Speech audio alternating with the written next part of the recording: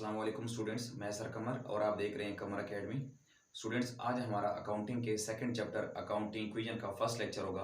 तो सबसे पहले हम क्वेश्चन को पढ़ लेते हैं, उसके बाद हम इसको सॉल्व करेंगे। हमारे पास क्वेश्चन नंबर 1 में कह रही हैं, show the effects of following transaction on accounting equation. Number 1 में कह रहे हैं mister Ali started business with cash, ठीक है। सेकंड में कह रहे हैं ही परचेज गुड्स फॉर कैश, फिर ही परचेज फर्नीचर कॉस्टिंग 4000, फिर 4 पॉइंट में कह रहे हैं ही sold goods for cash 6000 costing 3600। Fifth में कह रहे हैं ही पेड सैलरीज। स्टूडेंट्स, हमने क्वेश्चन को पढ़ लिया है, अब हम इसको सॉल्व करते हैं। सबसे पहले हम यहाँ लिखते हैं क्वेश्चन नंबर 1। स्टूडेंट्स, हम यहाँ लिख लेंगे मिस्टर अली, जिसका नाम होगा वो लिख लेंगे। उसके बाद आप लोग लिख लेंगे अकाउंटिंग इक्वेशन। उसके बाद आप लोग लिखेंगे फॉर दी मंथ ऑफ, ठीक है। अगर आपको कोई महीना दिया हुआ है, जो डेट दी होगी आपने वो यहाँ लिख देनी, ठीक है। अब यहाँ पे मेरे ख्याल में कोई डेट नहीं है, तो हम सिर्फ लिखेंगे फॉर द मंथ ऑफ, आगे हम डैश डैश कर देंगे, ठीक है स्टूडेंट्स। अच्छा, अब स्टूडेंट्स इसके जो फॉर्मेट है, आप यहाँ लिख लेंगे एसेट्स, यहाँ लिख लेंगे उसी लाइन में equal, then after liabilities plus owners equity, और फिर आप यहाँ पे लाइन लगा लेंगे। स्टूडेंट्स, आपको मैं जर्नल का जो चैप्टर मैं आपको करा चुका हूँ, उसमें आप लोगों को मैं बता चुका हूँ कि हमारे पास ओवरऑल 5 चीज़ें होती हैं, एसेट्स, लाइबिलिटीज, ऑनर इक्विटी यानी कि कैपिटल, और 2 चीज़ें और होती हैं, एक्सपेंसेस और इनकम।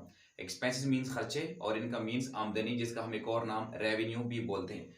अब स्टूडेंट्स, यहाँ 3 चीज़ें हैं, एसेट्स, लाइबिलिटीज, ऑनर इक्विटी यानी कि कैपिटल।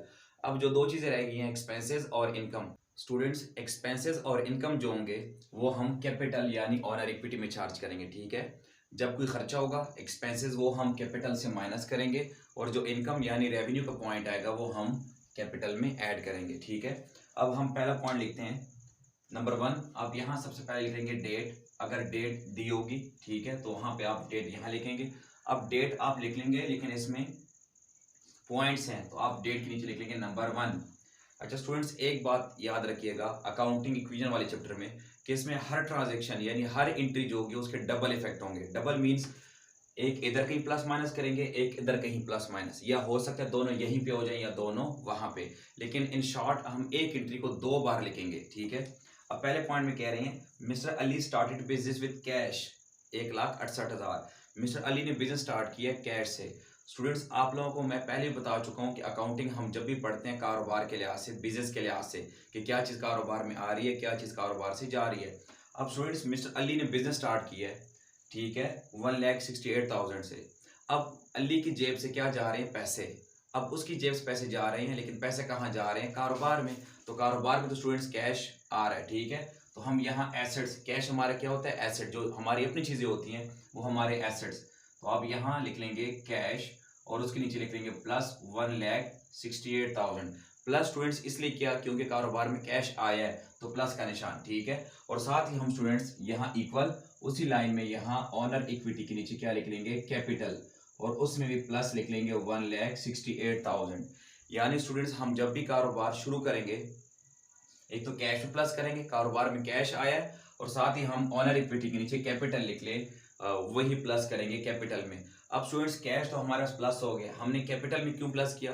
क्योंकि जब अली ने बिजनेस स्टार्ट किया तो ये बिजनेस जो है ये अली का है, किसी और का नहीं है। तो अली का इस कारोबार पे हक बढ़ गया कि नहीं? हक बढ़ गया, क्योंकि उसने कारोबार में पैसा लगाया है, ठीक है। तो इसलिए हम कैपिटल प्लस करेंगे 1,68,000, क्योंकि ये पैसा अली का है, किसी और का नहीं है, ठीक है। तो नेक्स्ट एंट्री पे आते हैं students. He purchase goods for cash 26,000। अब बिजनेस स्टार्ट करने के बाद उसने दूसरी एंट्री में कह रहे हैं उसने गुड्स खरीदी हैं कैश पर। तो स्टूडेंट्स, कारोबार से क्या जा रहा होगा? कारोबार से कैश जा रहा है, और क्या आ रही हैं? गुड्स आ रही हैं। तो अब हम क्या करेंगे? डेट के नीचे नेक्स्ट लाइन में लिख लेंगे सेकंड, ठीक है। अब वो कह रहे हैं ही परचेज गुड्स फॉर कैश, उसने गुड्स खरीदी है कैश पर। तो स्टूडेंट्स, हमसे क्या जा रहा है? अगर हम सपोज कर लें कि अली हमारा बिजनेस है, अली हम है, ठीक है, और ये हमारा बिजनेस है, तो हमसे क्या जा रहा है? कैश, क्योंकि हमने गुड्स खरीदी हैं। तो हम कैश से यहाँ लिख लेंगे -26,000, ठीक है, क्योंकि हमसे कैश जा रहा है। लेकिन कैश क्यों जा रहा है? हमारे पास क्या आ रही है? गुड्स। तो स्टूडेंट्स, जो गुड्स होती हैं वो भी हमारा एसेट, जिसका एक और नाम स्टॉक होता है, ठीक है। तो हम यहाँ कैश के साथ प्लस लिख लेंगे गुड्स, ठीक है स्टूडेंट्स। जो भी नए नए एसेट या नया नया पॉइंट आएगा उसको हम अलग से लिखेंगे, ठीक है। और गुड्स में हम प्लस कर देंगे प्लस 26,000, क्योंकि गुड्स आई हैं चीजें और कैश चला गया। स्टूडेंट्स बहुत सारे लोग गलती करते हैं, जो स्टूडेंट्स होते हैं वो यहाँ उसी लाइन में नहीं, जो आपकी डेट या पॉइंट है आपने उसी लाइन के सामने वो चीजें लिखनी है, रिकॉर्ड करनी है, ठीक है। अब जब 2 एंट्री आप कर लेंगे तो उसके बाद आप एक पूरी लाइन लगा लेंगे यूं, ठीक है। यहाँ इक्वल कैपिटल की अमाउंट उसी तरह नीचे आ जाएगी, ठीक है। और उसके बाद आपने प्लस माइनस यानी बैलेंस निकालना होता है कि कितना कैश आया या गया। अब गुड्स उसी तरह नीचे आ जाएंगी। अब जो कैश है उसमें ये माइनस हो रहा है ना, तो हम कैश क्या करेंगे 1,68,000 में से क्या कर देंगे 26,000, ठीक है। तो हम जब इसमें माइनस कर लेते हैं 26,000, हमारे पास अमाउंट बच जाएगी 1,42,000, ठीक है। प्लस का निशान आपने लगाना है क्योंकि उसकी अमाउंट ज्यादा थी, ठीक है। तो 1,42,000 हमारे पास कैश बच गया है। और यहाँ स्टूडेंट्स हम इसको नाम देंगे बैलेंस। क्या नाम देंगे बैलेंस, यानी बकाया, ये चीजें रह गई हैं। अब नेक्स्ट स्टूडेंट्स थर्ड एंट्री पढ़ते हैं। ही परचेज फर्नीचर कॉस्टिंग 4,000। अब अली ने फर्नीचर खरीदा है 4,000 का।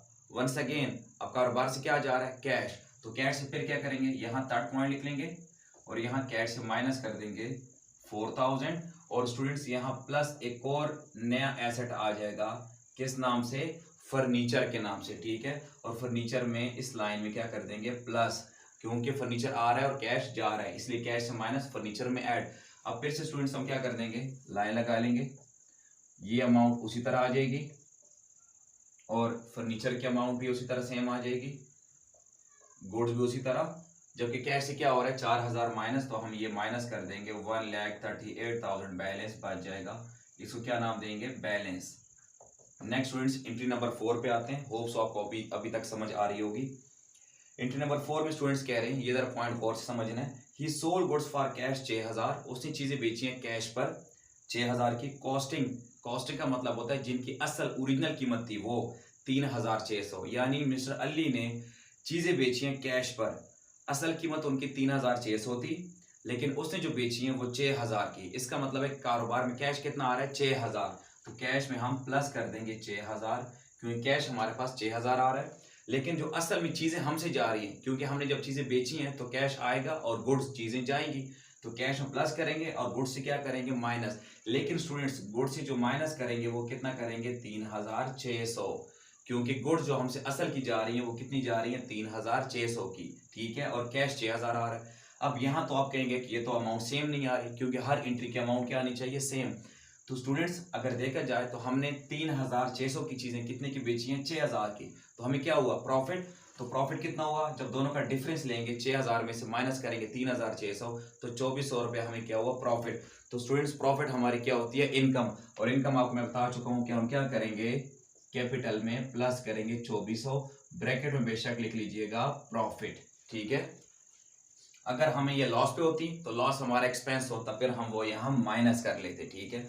अब फिर से लाइन लगा लेंगे हम, इसमें प्लस कर देंगे स्टूडेंट्स, ये आ जाएगा 1,70,400 प्लस का निशान। फर्नीचर उसी तरह, उसमें कोई चेंजिंग तब्दीली नहीं हुई। अब गुड्स से क्या करेंगे हम माइनस करेंगे और यहाँ प्लस करेंगे कैश में, कैश हो जाएगा 1,44,000, यहाँ लिख लेंगे बैलेंस। और गुड्स से क्या करेंगे हम माइनस करेंगे, तो स्टूडेंट्स गुड्स हमारे पास बच जाएंगी ऑलमोस्ट 22,400, ठीक है। अगर हम 26,000 में से माइनस कर लेते हैं तो ये हमारे पास 22,400 की चीजें बच जाएंगी। लास्ट एंट्री पे आते हैं स्टूडेंट्स। फिफ्थ एंट्री में हमारे पास कह रही हैं कि ही पेड सैलरीज 2,400, यानी अली ने हो सकता है कोई एम्प्लॉय मुलाजिम रखा हो, ठीक है, तो उसको क्या किया पेड अदा किया, सैलरी तनख्वाह दिया उसको 2,400। तो हमसे यानी अली से कारोबार से क्या जाएगा अली के कारोबार से कैश, तो कैश से हम माइनस करेंगे 2,400। और स्टूडेंट्स उसने जो सैलरी दी है तो अली के बिजनेस के लिए जो सैलरी अदा की है वो अली के लिए क्या हुआ खर्चा हुआ एक्सपेंस, क्योंकि कैश जा रहा है, तो कैश से माइनस और एक्सपेंस है तो कहां से माइनस करेंगे कैपिटल से, यहाँ लिख लेंगे 2,400। और ब्रैकेट में स्टूडेंट्स बेशक आप नाम मेंशन कर दीजिएगा सैलरी के नाम से, ठीक है, कि सैलरी अदा की है। होप सो आपको अभी तक समझ आ गई होगी स्टूडेंट्स। अब हम यहाँ लाइन लगा लेंगे, ठीक है, क्योंकि सारे पॉइंट हमने कर लिए। अब इसमें से माइनस किया तो ये बच गया 1,68,000, और यहाँ जो है फर्नीचर की वैल्यू सेम आ जाएगी, गुड्स सेम अमाउंट, ठीक है। और उसके बाद जो कैश है उसमें क्या करेंगे हम 44,000 में हम माइनस कर देंगे कितना 2400, तो हमारे पास वैल्यू बच जाएगी 141,600। और स्टूडेंट्स यहाँ फिर से लिख लेंगे बैलेंस। लेकिन सारे पॉइंट हो गए। तो स्टूडेंट्स आपने अब यहाँ एक और लाइन लगा देनी है, ठीक है। लाइबिलिटी में कोई पॉइंट नहीं है, ठीक है, क्योंकि liability plus honour equity plus होते हैं, लेकिन कैपिटल तो है लेकिन लाइबिलिटी के कोई पॉइंट नहीं है, तो यही अमाउंट एज इट इज नीचे आ जाएगी, ठीक है। और यहाँ जो है इनको आप क्या करेंगे प्लस कर देंगे, क्योंकि यहाँ देखें कैश प्लस गुड्स, तो अब जो इनकी आखिरी अमाउंट होगी उन सबको हम क्या कर देंगे आपस में ऐड कर लेंगे, ठीक है। तो स्टूडेंट्स जब हमने इन तीनों को ऐड कर लिया तो अमाउंट आ गई 1,68,000। याद रखें स्टूडेंट्स ये इंतहाई आसान चैप्टर है, ठीक है, लेकिन बहुत सारे बच्चों को इसमें कंफ्यूजन होती है, ठीक है। याद रखें स्टूडेंट्स आपका एसेट्स और लायबिलिटी ऑनर इक्विटी ये दोनों साइडों का जो आपका आंसर होता है ये हमेशा इक्वल आना चाहिए, ठीक है। अब देखें हमारा आंसर इक्वल आ गया और यहाँ तक हमारा स्टूडेंट्स जो फर्स्ट लेक्चर था अकाउंटिंग डिवीजन के चैप्टर का वो कंप्लीट हो गया।